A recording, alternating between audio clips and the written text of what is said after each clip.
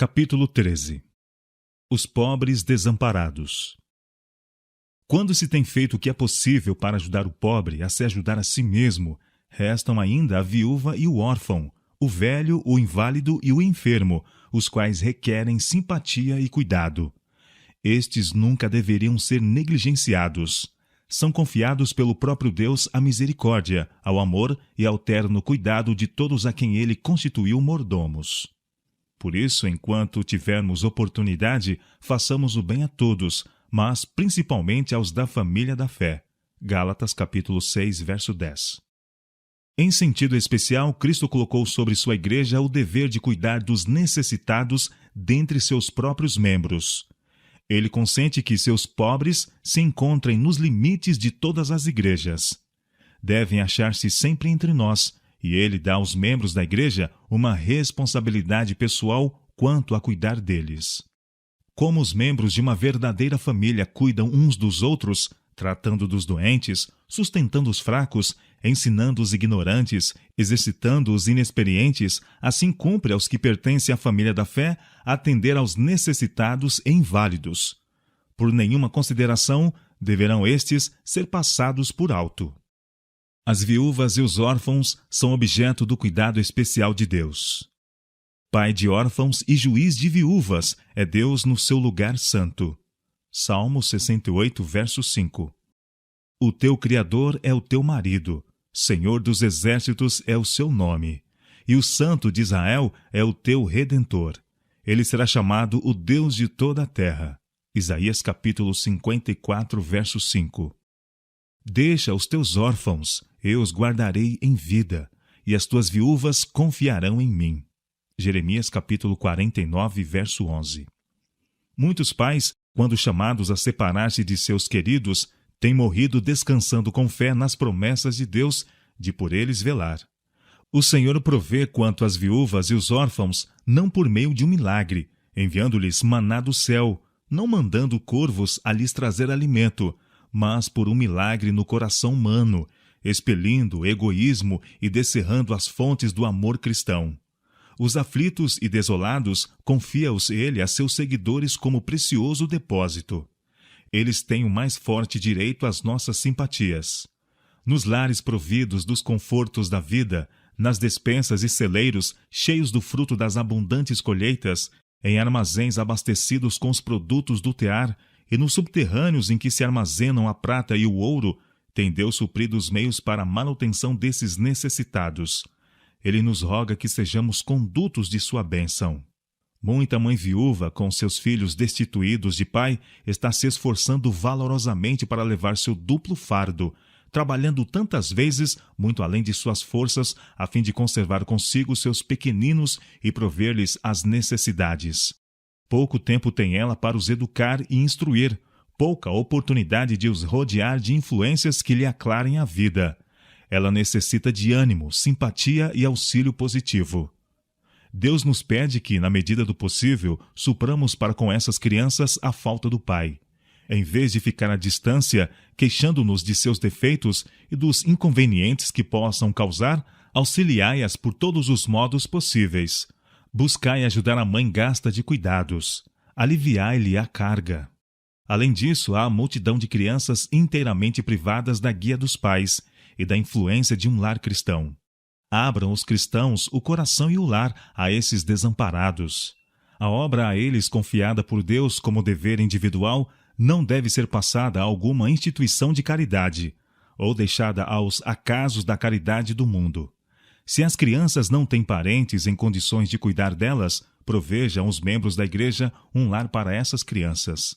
Aquele que nos fez ordenou que fôssemos associados em famílias, e a natureza da criança se desenvolverá melhor na amorosa atmosfera de um lar cristão. Muitos que não têm filhos próprios poderiam fazer uma boa obra cuidando dos filhos dos outros. Em lugar de dar atenção a animaizinhos mimados, prodigalizando afeição a mudas criaturas, dediquem suas atenções às criancinhas, cujo caráter podem moldar segundo a semelhança divina. Ponde vosso amor nos membros destituídos de lar da família humana. Vede quantas dessas crianças podeis criar na doutrina e admoestação do Senhor. muitos seriam assim, por sua vez, beneficiados. Também os idosos necessitam da auxiliadora influência das famílias. Na casa de irmãos e irmãs em Cristo, é mais fácil haver para eles como que uma compensação da perda de seu próprio lar. Se animados a partilhar dos interesses e ocupações domésticas, isto os ajudará a sentir que não deixaram de ser úteis. Fazei-os sentir que seu auxílio é apreciado, que há ainda alguma coisa para fazerem em servir a outros, e isso lhes dará ânimo ao coração, ao mesmo tempo que comunicará interesse à sua vida. O quanto possível, fazei com que aqueles cuja cabeça está alvejando e cujos passos trôpegos indicam que se vão avizinhando da sepultura, permaneçam entre amigos e relações familiares. Que adorem entre aqueles que conheceram e amaram. Sejam cuidados por mãos amorosas e brandas. Sempre que possível, deveria ser o privilégio dos membros de cada família atender a seus próprios parentes. Quando assim não se dá, a obra pertence à Igreja e deve ser considerada como um privilégio, da mesma maneira que um dever. Todos quantos possuem o Espírito de Cristo terão materna consideração para com os fracos e os idosos.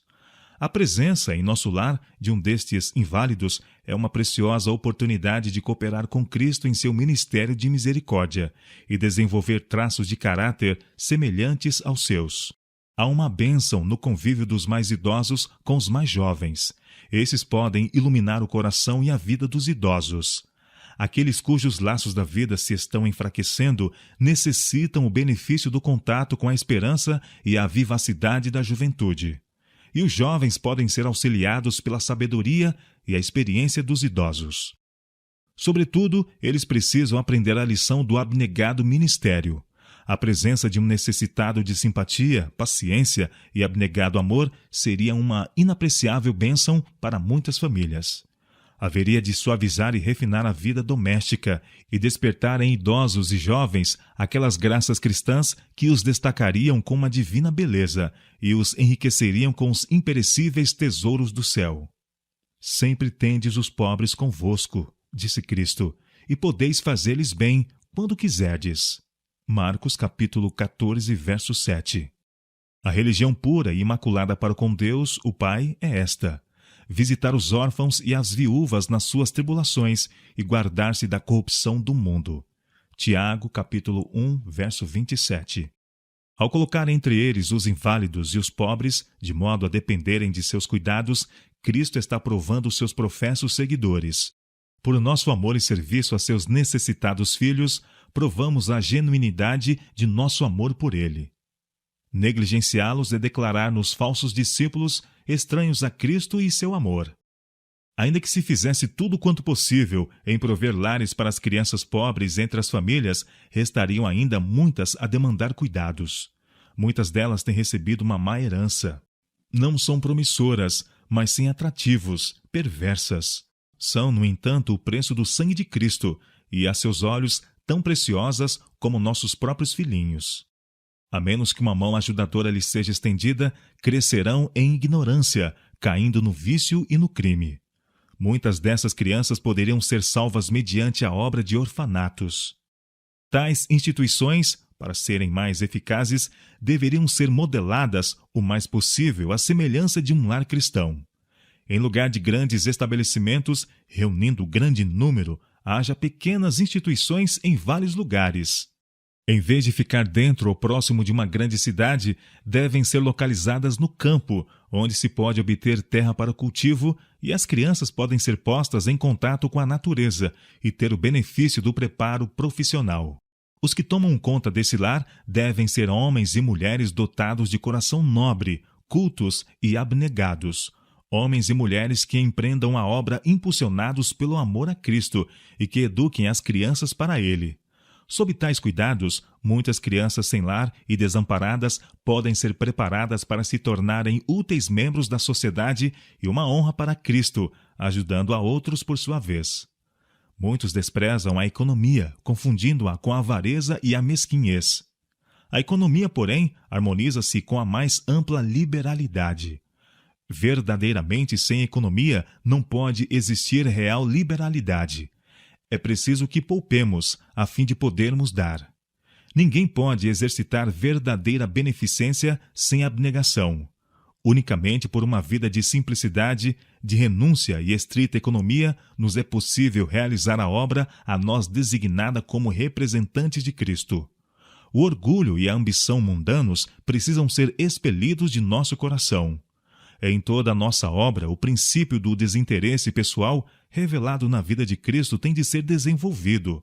Nas paredes de nossa casa, nos quadros, na mobília, devemos ler: recolhe em casa os pobres desterrados. Em nosso guarda-roupa, cumpre-nos ler: veste-o nu. Na sala de jantar, na mesa coberta de abundante alimento, devemos ver traçado: reparta o teu pão com o faminto. Isaías capítulo 58, verso 7. 1000 portas de utilidade se acham abertas perante nós. Lamentamos muitas vezes os escassos recursos disponíveis, mas, se os cristãos estivessem com inteiro fervor, poderiam multiplicar os recursos 1000 vezes. É o egoísmo, a condescendência com o próprio eu que entravam o caminho à nossa utilidade. Quantos recursos são gastos com artigos que são meros ídolos, coisas que absorvem pensamentos, tempo e energias que deviam ser empregadas para fins mais elevados? Quanto dinheiro é gasto em casas e móveis caros, em prazeres egoístas, comidas luxuosas e nocivas, em prejudiciais condescendências com o próprio eu? Quanto é esbanjado em dádivas que não beneficiam a ninguém? Em coisas desnecessárias, muitas vezes nocivas, estão professos cristãos hoje em dia gastando mais, muitas vezes mais, do que empregam em buscar salvar almas do tentador. Muitos dos que professam ser cristãos gastam tanto no vestuário que nada têm para dar a fim de suprir as necessidades dos outros. Pensam que precisam ter custosos ornamentos e dispendiosa roupa a despeito das necessidades dos que só com dificuldades podem conseguir o mais simples vestuário. Minhas irmãs, se harmonizasseis vossa maneira de vestir com as regras dadas na Bíblia, teríeis abundância para auxiliar vossas irmãs mais pobres. Não teríeis apenas recursos, mas tempo. Muitas vezes é isso o mais necessário. Muitos há a quem poderíeis ajudar com as vossas sugestões, vosso tato e habilidade. Mostrai-lhes como podem vestir-se com simplicidade e ainda com bom gosto. Muitas mulheres permanecem fora da casa de Deus por causa de seus miseráveis, mal arranjados trajes se acharem então assinalado contraste com o vestuário das outras. Muitos espíritos sensíveis nutrem um sentimento de amarga humilhação e injustiça devido a esse contraste. E por causa disso, muitos são levados a duvidar da realidade da religião e a endurecer o coração contra o Evangelho. Cristo nos manda: recolhei os pedaços que sobejaram, para que nada se perca. João capítulo 6, verso 12.